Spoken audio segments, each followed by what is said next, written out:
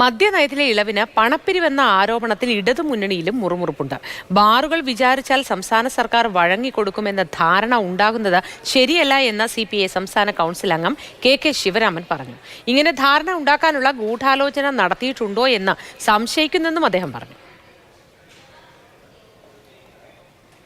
ഇങ്ങനെ കുറെ ബാർ ഉടമകൾ വിചാരിച്ചാൽ ഒരു ഗവൺമെന്റ് അവർക്ക് വഴങ്ങിക്കൊടുക്കും എന്ന ധാരണ സമൂഹത്തിൽ പടരാൻ പാടില്ല. MP രാജേഷ് പറഞ്ഞിട്ടുണ്ട്, മദ്യനയത്തെക്കുറിച്ച് ചർച്ച ചെയ്തിട്ടേയില്ല.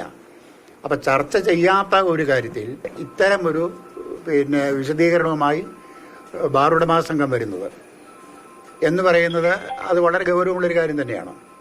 അതുകൊണ്ട് കേരളത്തിൽ അധികാരത്തിലിരിക്കുന്ന ഇടതുപക്ഷ ജനാധിപത്യ മുന്നണി ഗവൺമെന്റിന്റെ പ്രതിച്ഛായ തകർക്കുന്നതിന് വേണ്ടി കഴിഞ്ഞ വർഷങ്ങളായി ശ്രമിച്ചുകൊണ്ടിരിക്കുന്ന ശ്രമങ്ങളൊന്നും വിജയിക്കാത്ത പശ്ചാത്തലത്തിൽ പുതിയ ഒരു ആരോപണം ഉന്നയിച്ച് ഗവൺമെന്റിനെ പ്രതിക്കൂട്ടിലാക്കാൻ കഴിയുമോ എന്ന ശ്രമം ഇതിന്റെ പിന്നിലുണ്ടോ എന്ന സംശയമുണ്ട്.